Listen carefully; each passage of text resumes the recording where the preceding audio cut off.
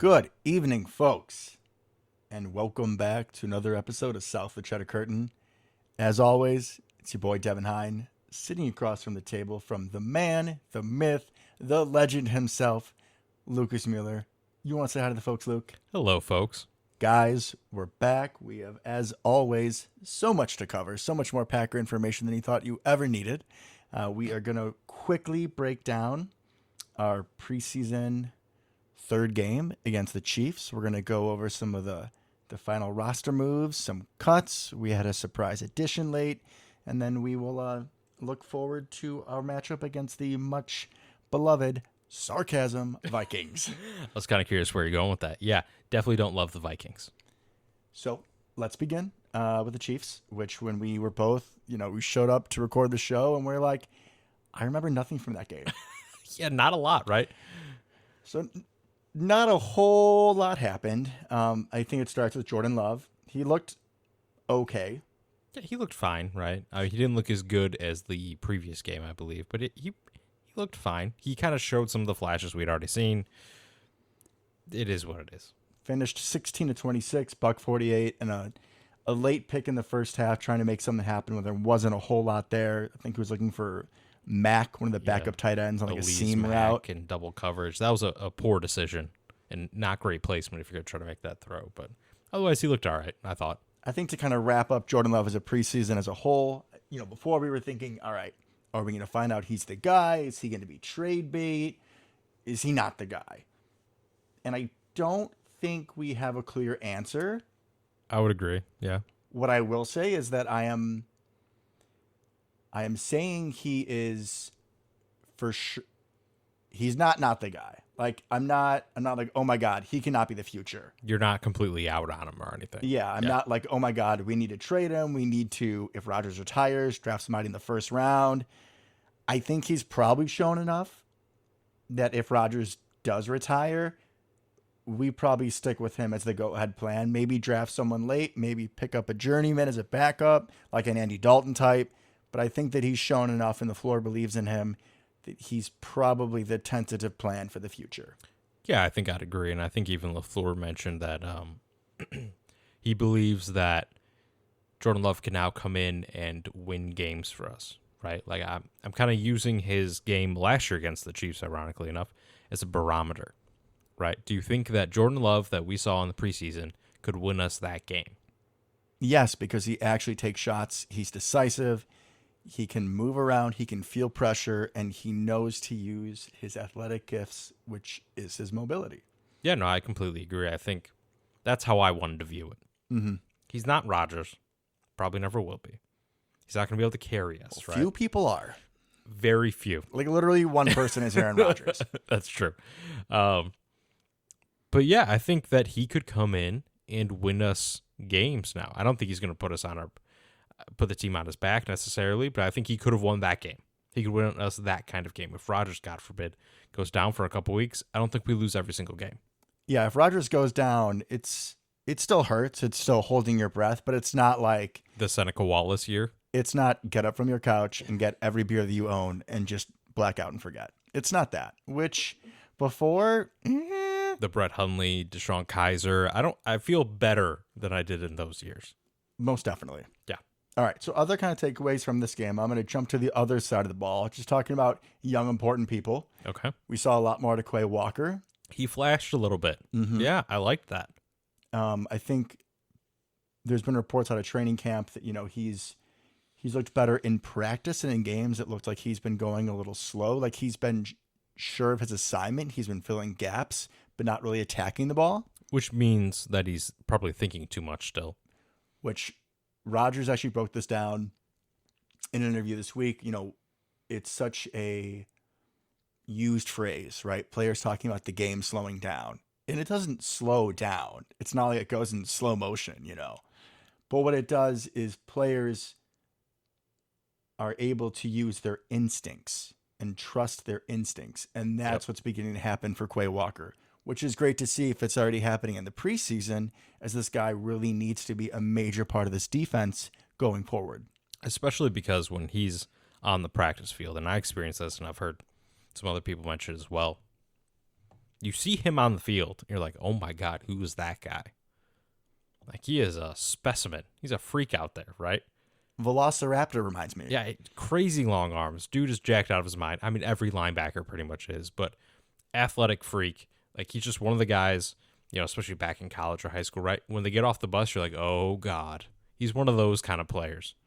So the fact that the mental capacity, the mental aspect of the game is starting to catch up with his physical gifts could mean great things for us. And obviously I'm going to keep my expectations tempered to a certain degree.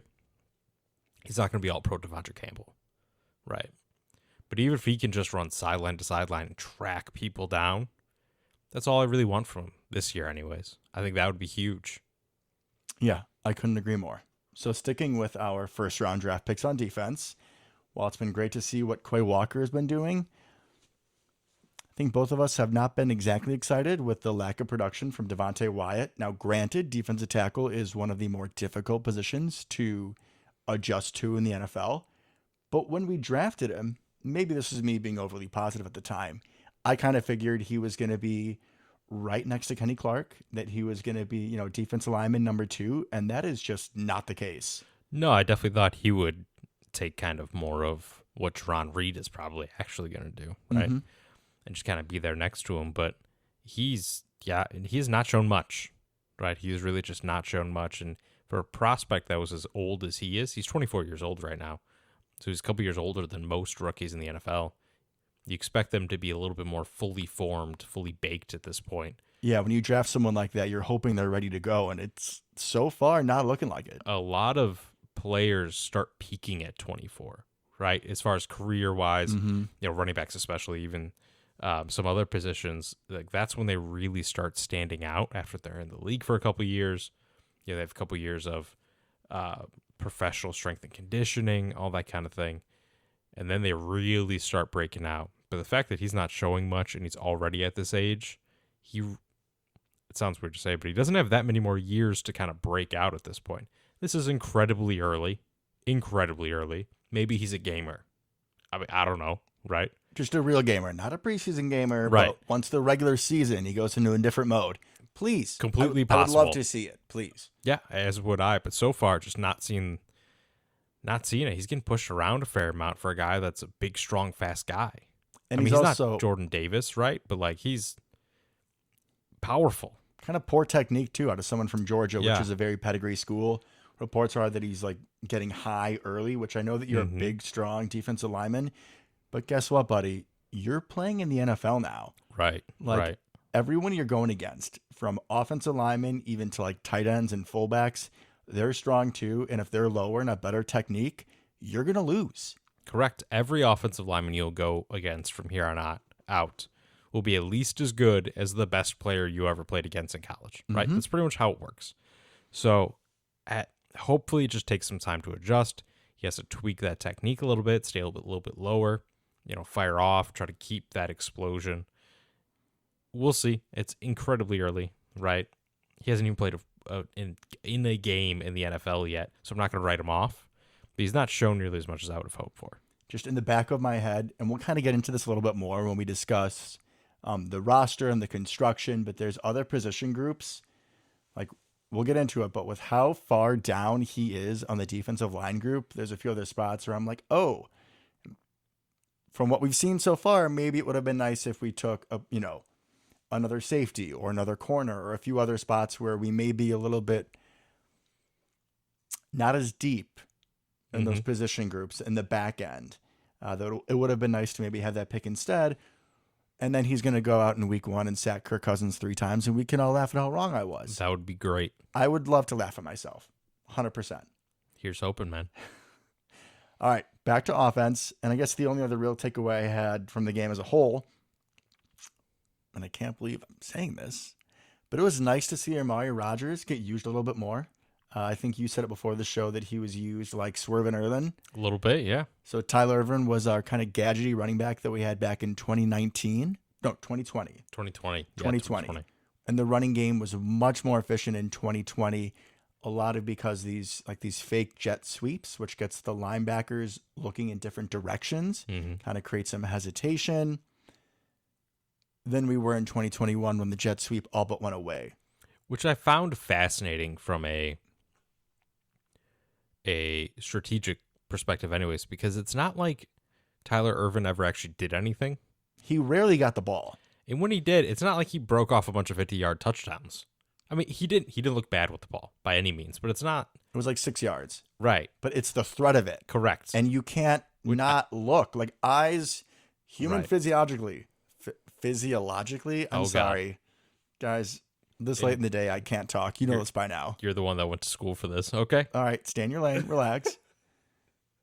Human eyes are attracted to movement. So if you see Amari Rodgers sprinting across the line of scrimmage, you're going to be looking to see what he's doing. And, oh, look, there's Aaron Jones running right behind me. Or, oh, I'm being run over by A.J. Dillon. Or there's play action. Like, it creates that little bit of hesitation. And here's another cliche. You know, football is a game of inches and milliseconds, but it really is. And the difference in the running game between 2020 and 2021 shows that. Like, the personnel didn't, drastically change. If anything, No. AJ Dillon had another year in the system in 2021 and looked better as a whole as a runner than he did in 2020. So I was happy to see Amari, be used in that way, and I hope it continues into the regular season. And he even took some just not direct snaps, but normal handoffs from shotgun next to the quarterback, which, I mean, and we'll get into this a little bit more when we kind of go through the roster, but just straight up running back touches. And we did not do that with Tyler Ervin, even though he was technically a running back. We haven't seen that since Cobb. Yeah. Since young Cobb. Oh, yeah, like rookie Cobb, because we were so deep a receiver that we really couldn't get him the ball in any other way. Right, which is kind of what Amari was supposed to be, right? He's just supposed to be Cobb 2.0. Fascinating. Not quite there yet, but... No. One thing I do like, though, compared to Tyler Ervin, is that when you run him on those motions, right, he can also then go run a route. He's not a great receiver, but he's better than Tyler Ervin, who was not a receiver. He's more of an option, at least, yeah. Yeah, you can put him out there, and you can let him run the jet sweep, the fake sweep, right?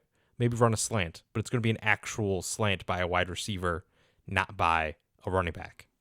You know what I mean? So I think that could be something that's even more interesting kind of coming out of that personnel group.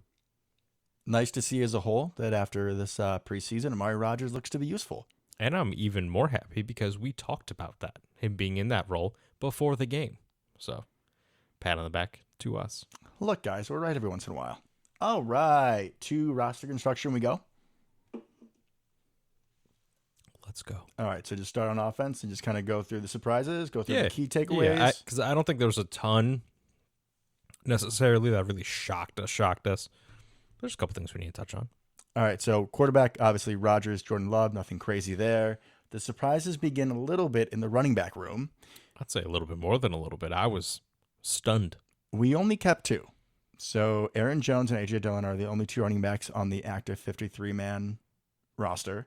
And I think once we finish going through to 53, we'll go to the practice squad. Because a lot of the guys, like Tyler Goodson, who looked really good, and Patrick Taylor, who's just a staple of this team for the past few years. Correct. They're both on the practice squad. So we'll get back to that.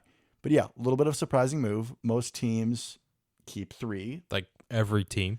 The Packers usually keep three. Correct. But what you were alluding to is that since Amari Rodgers has shown that he can carry out of the backfield, not saying he's going to get a whole lot of touches. But running back 3 wouldn't anyways. Yeah, running back 3 wouldn't anyways. And now he can make an emergency back. Which is super interesting. And really, they have to use him this way now. There's no other option. They've kind of pegged him into that role because 2 running backs is not enough. No. It's just not. Right? And especially because your next thought at running back is, Kylan Hill. Right?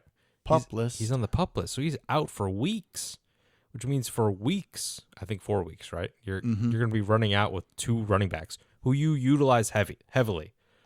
Especially with the changes in the offense. Correct. I predict both their carries and receptions to go up significantly. It's not like Aaron Jones is going to be the bell cow, going to get the ball 20, 30 touches, and then the backup comes in and gets like 5.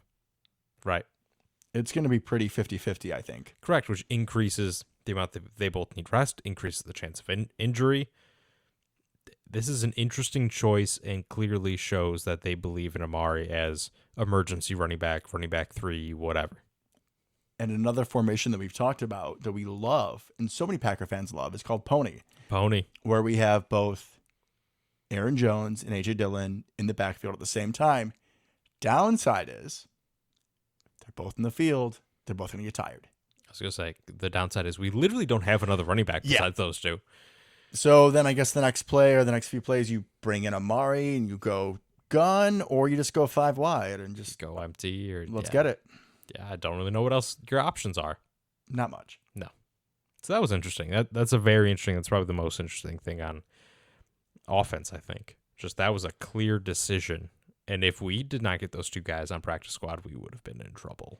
I would say that is the most interesting choice, but the close second is in the wide receiver room. This was a battle we talked about at length. So the Packers decided to keep Allen Lazard, Randall Cobb, Sammy Watkins, no surprises there. Amari Rodgers, who not only is now this kind of weird wide receiver running back hybrid, but also is the starting kick and punt returner. Christian Watson and Dubs. And then I think a lot of us were thinking it was going to be Winfrey, especially because Rodgers talked up Winfrey. Correct. And the last time Rodgers talked somebody up was, 2017? Mr. Jake Kumaro. Yep. And when we let Jake Kumaro go, he was not a happy camper. He was very grumpy. Rodgers in an interview this week also mentioned that, there was a little bit of a difference because that year he thought that Kumaro was like wide receiver 3, not fighting for, wide receiver 6 or 7. So the Packers ended up keeping 7th round draft pick, Samori Toure, who has looked amazing all preseason. Yeah, 100% have loved him all preseason. I thought it was kind of a steal when we got him in the draft. Mm-hmm. He's a great route runner, good athleticism, good size, just a good person to have on the team. And we've already seen what Juwan Winfrey can be, right? He's capped out at this point in his career. You hit the nail on the head. And if you're thinking about, who can you put back on the practice squad? Because you have the 53-man roster and the 16 guys in the practice squad. And in order to get to the practice squad, you have to go through waivers, right? So other teams can stake a claim, and it's based on where you finish. So the Packers are 28th, 27th, something super low.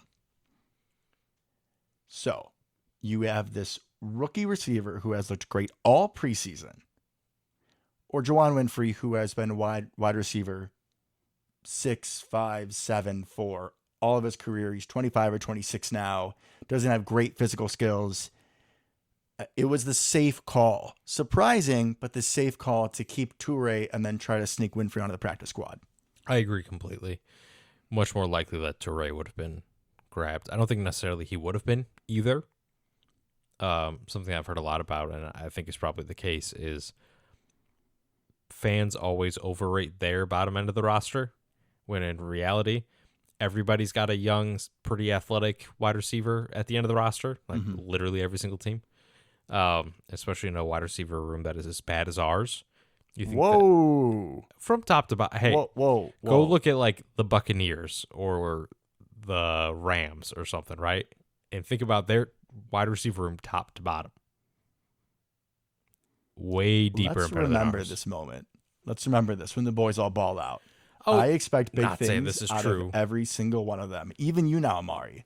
I'm not saying that this is necessarily true next year or the year after when these guys kind of come to fruition, I think. But this year, we don't have a great wide receiving group. We just don't. There's potential, a ton of potential. There is potential, and I'm, trying to be optimistic now. But the back end of ours is probably not as strong as the back end of other people's. It's fair. Thank you. And I do have to say that at tight end, we did keep Tyler Davis. We did. Hello, new Dominique Daphne. Offensive line, we did have one decision that both of us are not very happy with, especially you. Luke, you want to take that one over? Not particularly, but I will anyways because I'm still sad. Mm-hmm. Yes, we released Caleb Jones, who was, once again, I'm going to bring this up every time, nice to my grandmother, so he would get brought up frequently. But we released Caleb Jones, who a lot of people, not just me, thought looked great in preseason. He's one of our highest graded offensive linemen by PFF, right? he looked great. He's a freak of nature at his size, not something you see every day, and seemed to be getting a lot of positive buzz, more so than I think Rasheed Walker. Which is the guy who presumably took his spot. I mean, they Right. both play tackle, so They both play tackle, both young, kind of developmental prospects, raw, that kind of thing. So I was bummed, man. I was bummed. When you texted me about it, I was like, oh, there goes Caleb. yeah, I think that was the most bummed I've ever been for an offensive line cut in my life. Yeah, normally I just straight up don't care. And that sounds terrible, especially as being part of the Packer media as we are. But Yes, we are. offensive lineman 11 just really doesn't do it for me very often. But Caleb Jones. Caleb Jones got us this excited for offensive He did. line, so that's saying something. And because he was nice to my grandmother. That too.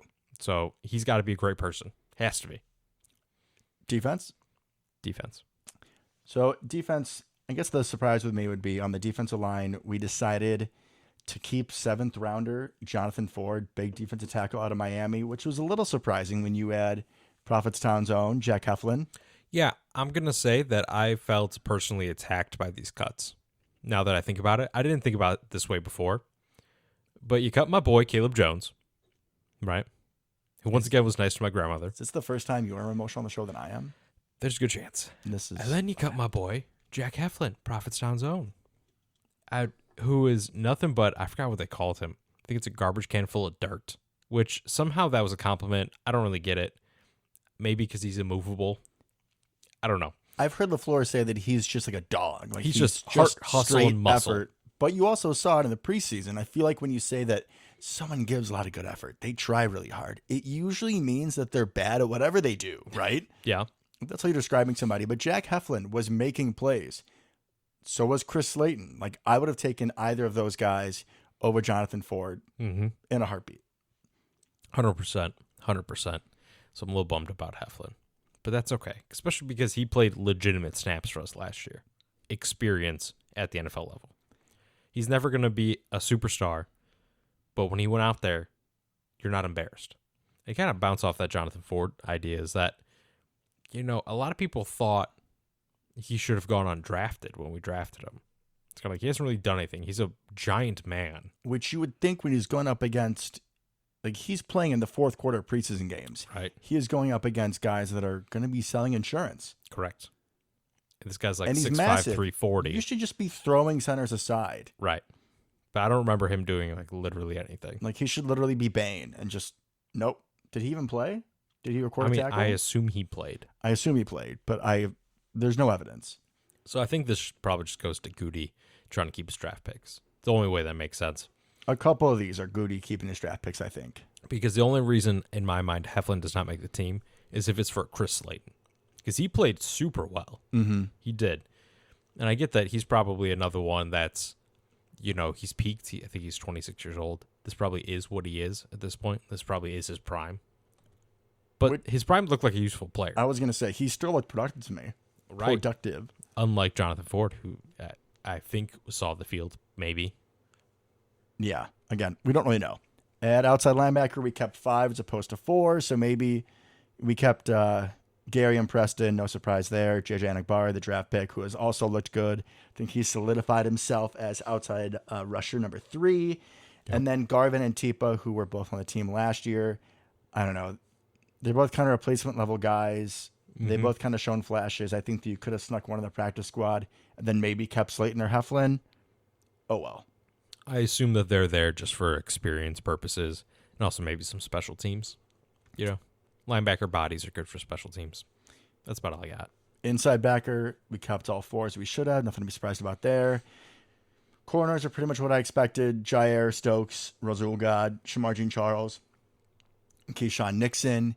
And then the safety room is a little interesting. So the original 53-man roster with the safeties was Amos and Savage, Dallin Levitt, who, if you guys remember, was I'm going to call it a Rick Bisaccia signing. He's like a 27, 28-year-old safety, mainly special teams guy. When we saw him in the preseason in coverage, either there was a miscommunication or he just did not look good. Yeah, not good. Not good. You have the safety linebacker hybrid that I like, Tariq Carpenter, but he's a 7th rounder and he's very raw.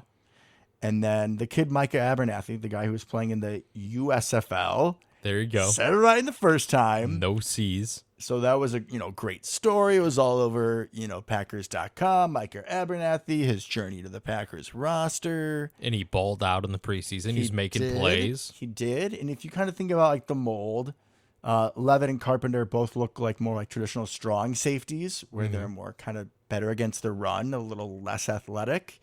And Abernathy looked like more of a ball hawk, right? Yeah, and he was I believe back when he tested, because he's been in the league a couple years, at least around the league for a couple years, kind of a little freak, kind of an athletic freak there.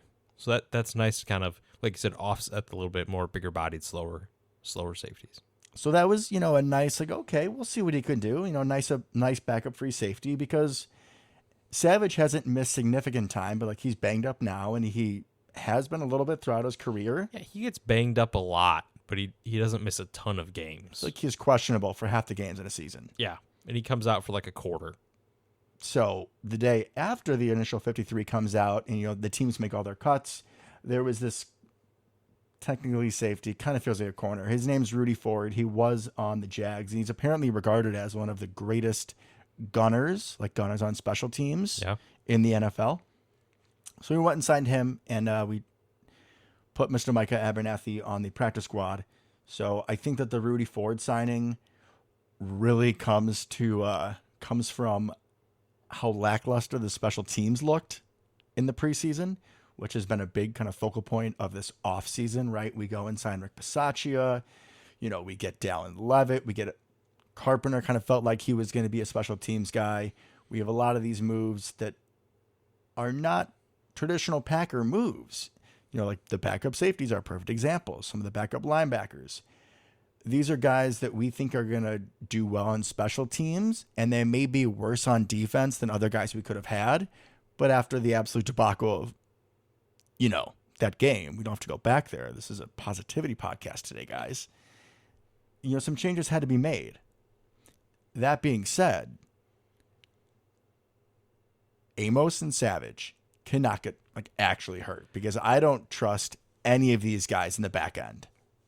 So I kind of have two answers to that. Neither one of them good, by the way.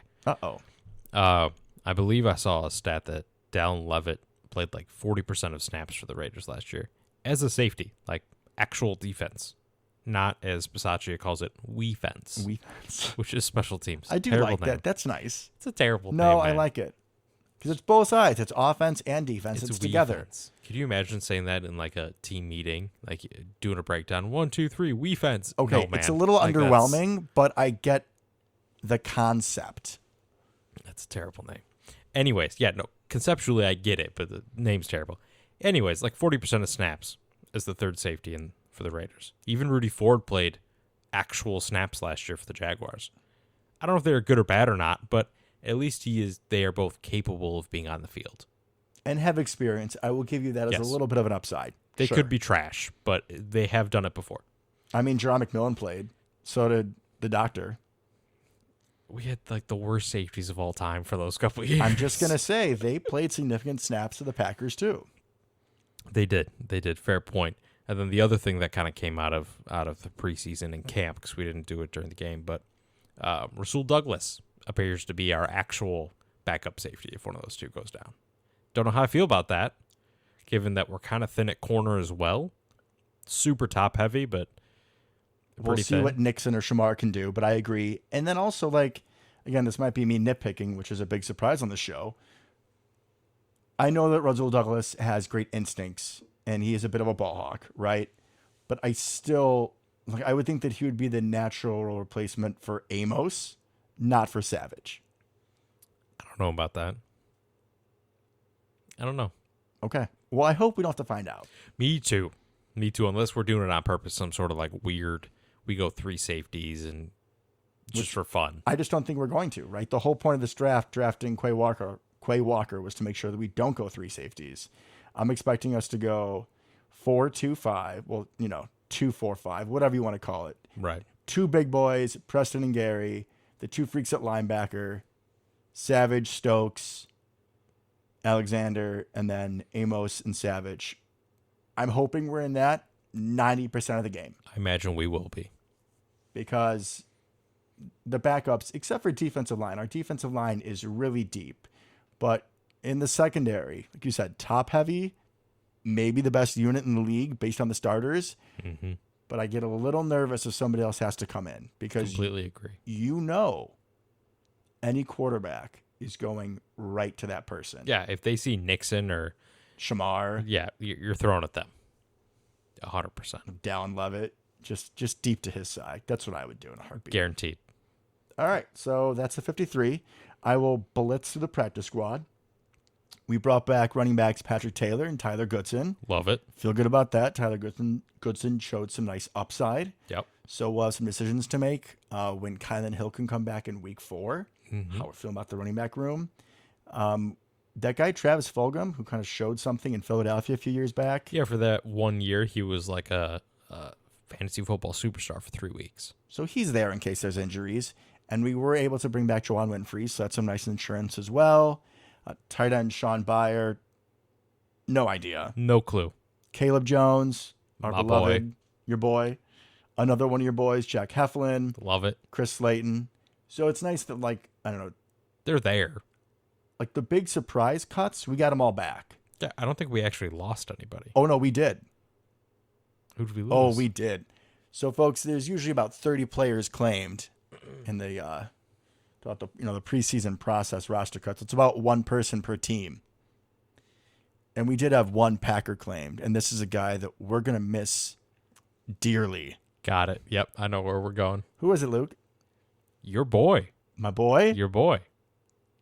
Ty Summers got claimed. Ty Summers got claimed. Ty Summers is now a Jaguar. So a lot of transactions, not like actual trades, but like we swapped a lot of players. We could have just traded him for Rudy Ford. I would have loved that. I would love Rudy Ford even more then. 100% agreed. Did you see, slightly off topic? Well, no, it's in the name of the podcast, basically. Who had the most waiver claims? By far. Wasn't it like the Jets? Or No, it was the Bears. was it? Yeah, they had like 6 or 7 waiver claims. Anybody Meanwhile, good? Any good most names? of a wide receiver from the Vikings. They got Alex Leatherwood. The Raiders, the Gruden Raiders dumb guy. pick. Yeah. Who I'm sure he's going to just change their fortunes. Correct. They have enough problems on the offensive line. I don't think another guy that doesn't know what he's doing is going to help. I think if he would have come to us, great position for him to be in on the practice squad or something like that with our coaches. But he's going to go starting the Bears. And because they claimed him, they have to pay some of that guaranteed salary. Bears move. 100% Bears move. Yeah, not a lot of hope for the Bears this year. Although they do have EQ and Lucas Patrick. They do. They do love them some leftover Packers. Lower half of the roster Packers. Yeah. Although Lucas Patrick. I was always an EQ, not always. Last year, I was more of an EQ fan. I'm more like Christian Watson is what we all wanted EQ to be. I think EQ will do some nice things for the Bears. I agree. And I will root for him doing them as long as the Bears don't end up winning games. And they got like Byron Pringle. They just grabbed like all the back ends, Like wide receivers fours. from good teams. Yep. Yeah. We'll see what they do. To finish up the practice squad, Ladarius Hamilton, another outside linebacker kind of guy that we kept around a little bit last year. They're all kind of the same to me, so that's fine. The only other person of note I'll even mention, I guess 2 more. Micah Abernathy is the safety that we talked about. And then I believe we did bring back Ramiz Ahmed. I'm happy about that. Yes. So this was the kicker that kicked, I believe, at least the 3rd preseason game, maybe the 2nd. He looked good. So he's a potential Crosby replacement, and this is his last year. But let's not be thinking beyond the Silver Fox. And I said that just for you. Thank you. I greatly appreciate that. You're welcome, sir. Silver Fox. On to the Vikings. On to the Vikings, week 1. Let's get some fuel first. Some fuel. Okay. Some fuel. Okay. Some let's get Vikings some fuel. Let's do it. So, former Packers that go to the Vikings, apparently they just have to talk shit about our team, right? Greg Jennings has said a lot of not kind things about Aaron Rodgers in years past. Apparently, recently he also said that the Packers were mind-washing their players. Don't really know how that works, but that we're better than the rest of the division, which we is are statistically true. I mean, yeah, we just are. Should you not be telling your players, like, all right, guys, huddle up, huddle up? We are not as good as the Lions and Bears, but we are going to do our best. Like, what the hell are you expecting him to say? Yeah, I don't know. I don't know. I don't know. So you have that. And then, we knew last year there were some Zadarius Smith grumblings, right? I think he was upset about not getting a captain star, Correct. but that's the only thing I can really point to. Yeah, and his back injury seemed a little weird. Just the timing of some of the procedures and stuff. Like there was something going on. There's something in the air that we couldn't quite get our hands on. And then we all just kind of walked away this offseason. Like everyone going into the offseason knew he was leaving. And oh crap, he goes to Minnesota. Okay, a lot of Packer players do. Chandon Sullivan's there too, right? Yep. So I think it was today or yesterday that Zadarius said in an interview, basically like, they did me wrong. I came to Minnesota to play them twice a year and show them how wrong they are. Like, bro, what did we even do to you? I honestly have no idea. It would have been all behind the scenes stuff, I'm guessing, if anything. And I'm saying it now. The Zadarius Smith and Greg Jennings career arc is going to be the exact same. Not good news for Zadarius. Not good news for Zadarius, where their peak was in Green Bay. Zadarius looked good in Baltimore, but his best years were in Green Bay. Yeah, he didn't even start in Baltimore. The fact that now he is on the wrong side of 30 and has major back surgery. We know back problems are no joke. Yep. They'll come back to haunt you. Hey, we made it so far, Devin. Couldn't be a show without me without it, could it? You're just cruising right there. I mean, you got him on one side, Danielle Hunter on the other. Both of these guys are good. Great potential, and it feels really good on paper, right? Yeah. If you're playing a Madden team with no injuries, you're gonna have a great season. But they're both injured a lot. Yeah, both of them are not going to play 16 games, and then the depth behind that is not great. And that's especially not great, given that now we play 17 games a year. Mm-hmm. Oh yeah, I forgot about that. Whoops. Anyways, so there's a little more fuel for the Vikings rivalry if we need it anymore. Yeah, that'll be interesting. What does scare me is Zadarius does show up in big games. Mm-hmm. And we don't exactly know our offensive line situation. Yeah, let's get into that. So that worries me slightly. So what I'm hearing is it seems like Bakhtiari should play.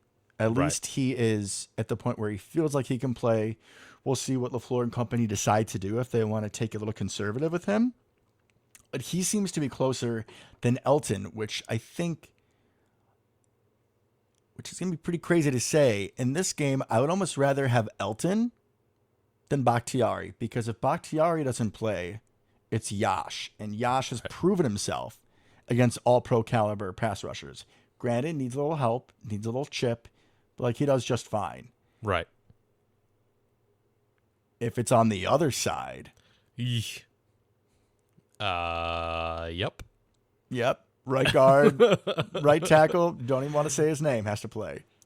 Royce Newman or Zach Tom, right? That's all we got out there. Yeah, Royce Newman. I mean, Zach Tom, they wouldn't throw him out there. I think that would be unfair to do in his first career game. Yeah. But I agree. Royce Newman, you would need to be chipping on that side every single time. Big dog's living on that right side. Oh, yeah. That's no routes for him. If we just put him at right tackle. Just sorry, Royce. We're putting Big Dog at right tackle. How about Amari Rodgers just chipping every time, right? I think Amari could take out Zadarius Smith in a heartbeat. What good would that do? Can you imagine that? Just swat him away like a fly. It'll probably happen at least once. Oh, yeah, for sure. For sure. Little Amari just tries. Boom. All right. So that's one part of the matchup. Yeah. The Vikings have a new coaching staff, which is interesting because there was not a lot of roster turnover. It's kind of the same team, just new coaches. The same cast of characters except for Zadarius, yeah. So this new coach, Kevin O'Connell, was the OC of the Rams. So yet again, we talk about our coaching trees. Comes from the same, Sean McVay, Matt LaFleur, Kyle Shanahan, Mike Shanahan. It's been a long day. Tree. The power running game, the play action based off of it, the motion. So some of the Packers players said this week in interviews, the nice thing about playing the scheme is that we play it every single week in practice. Right. It's what we run. There's some slight deviations and whatnot, but it's essentially the same basic scheme. So we'll see how that plays out.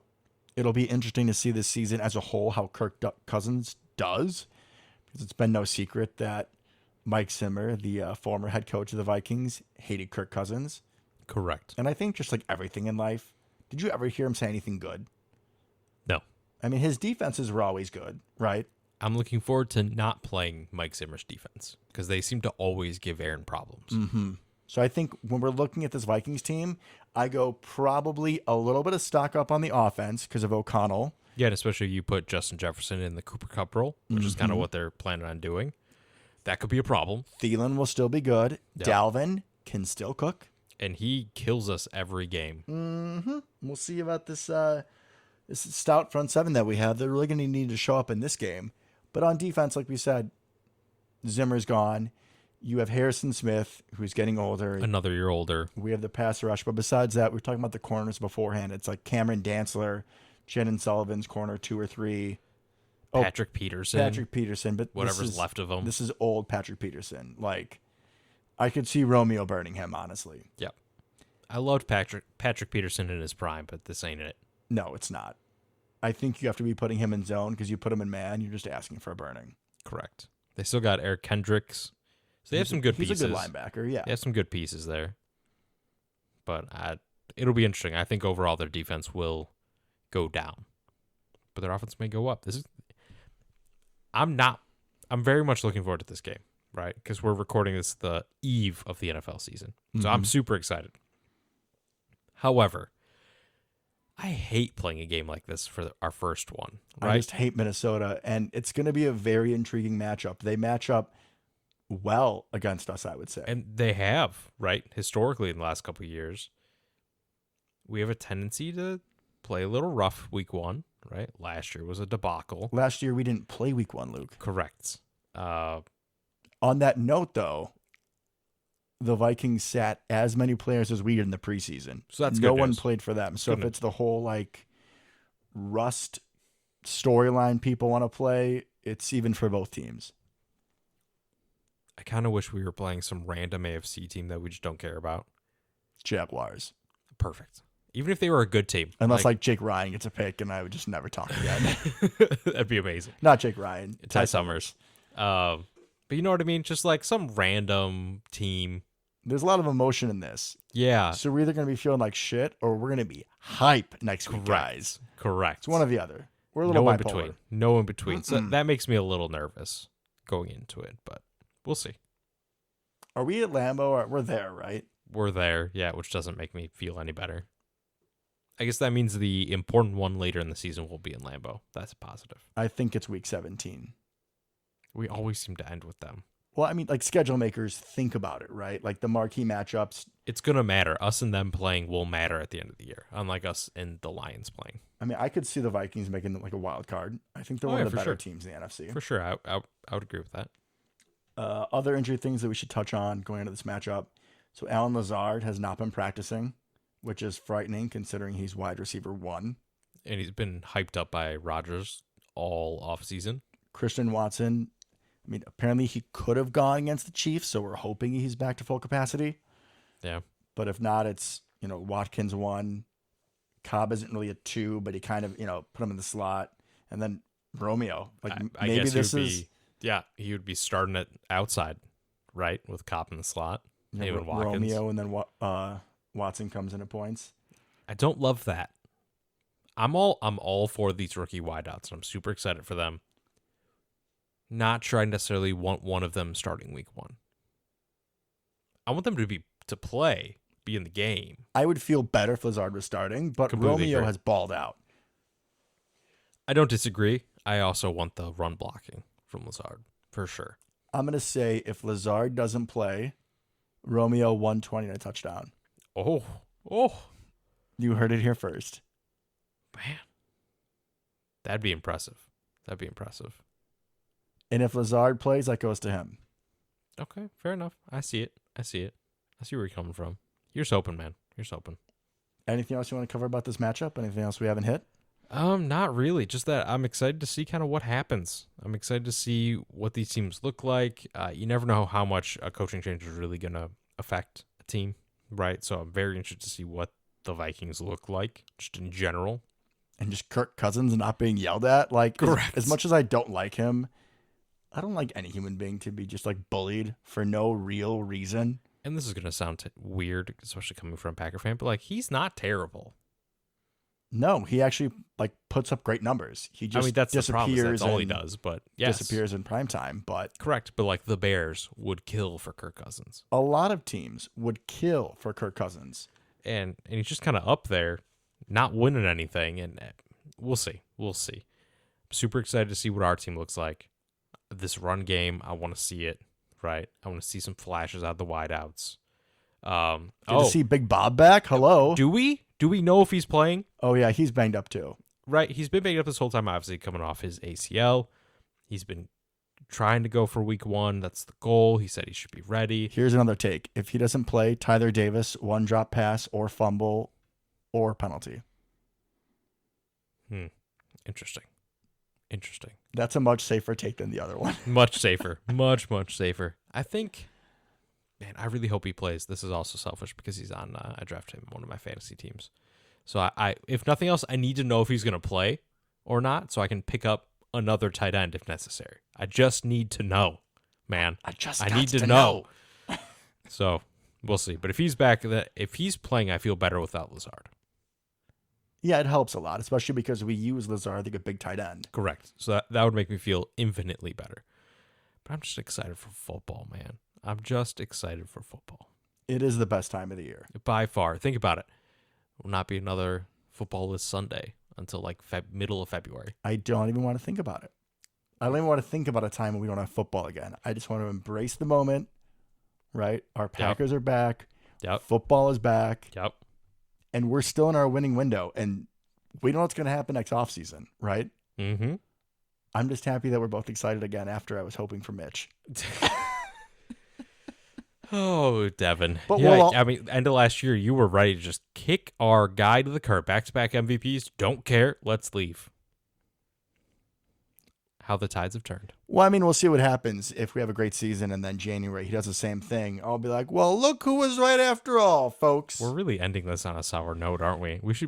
Let's get back to being excited about game number 1 of the 2022 NFL season for your Green Bay Packers. I am most excited for this defense, man. Oh, yeah, it's going to be great. I really hope they live up to it and just fly. I mean, Jair has made the Vikings look stupid over the years. He has. They're so aggressive. I think that's the fun part. Is they're on attack mode all the time. Mm-hmm. And some great defenses, I mean, every great defense has to be aggressive. But there are plenty of really good defenses that are not ball hawking, smack you super hard. Like, there's a difference, right? In the level of aggression. I think we're going to be one of those. We got some dogs back there. We do. I'm super excited to see what Gary can do. I mean, sky's the limit for him this year. There's been a lot of talk of him being, all pro type level. And I saw it in person, right? Like, we literally don't have anybody on the field that can block him. Now, he wasn't going up against Bakhtiari. I wish he would have. So I could have seen that. But, like, he's a man amongst boys. Are we going to see a TJ Watt type season from Gary? I think it's possible. I don't think necessarily it's going to happen. I think it's possible. And remember, he did that last season. Think about his great season last season. He didn't have the rest of the pieces, right? Right. Alexander didn't play for most of the season. And even Quay Walker, I think, is going to be a step up in coverage as opposed to Henry Black, right? Mm-hmm. Like, that's the replacement. Instead of 3 safeties, you have the 2 linebackers. Mm-hmm. I even think Jaron Reed is going to help a little bit in the pass rush, right? So get some more interior pressure. He's looked great. If Wyatt can figure it out. But if he can't, we got Dean Lowry, 5 sacks last season. Rockford zone. I'm excited for the offensive creativity, but I am so excited to watch this defense hopefully just dominate. And it feels so weird saying that for us as Packer fans, right? I mean, as painful as that game was, how awesome it was to watch our defense just completely destroy them. Just stand up time after time. Yeah, completely agree. And we're not playing Jimmy G in the snow, but I am not expecting a numerical shootout like we've had in years past. I think our offense is going to be a little slow at the gate. Yeah, probably. Getting used to the new receivers and whatnot. I mean, depending on what the offensive line looks like, if it's Royce Newman out there at right tackle, I'm expecting some sacks or some holds, let's be honest. But I think our defense keeps Minnesota to under 20 of like real points, right? There could be some garbage time BS, but they're not putting up 30, 35 like last year. I just don't see it. All right. Give me a score. Who do you think is going to win? We all know the answer to that. Yeah, Devin's come going to on. say we're going 17-0. But give me who's going to win and what's the score?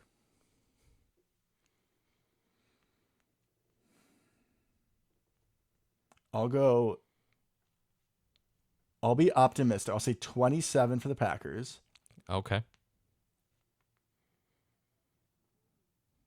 I'll say 27-24 with a late garbage time touchdown for the Vikings. That was the same score I was going for. I'll switch it up. Dude, great minds. They think alike, Right. baby. I'll go 24-20 Packers. All right. Either way, folks, that sounds like a dub to me, doesn't it? Perfect way to start And the we're going to season. be seeing a lot of dubs, if you know what I'm saying. Had to sneak one more in there, didn't you? We got to end on a high note. You said it yourself. As always, folks, Go Pack, go. go Pack, go.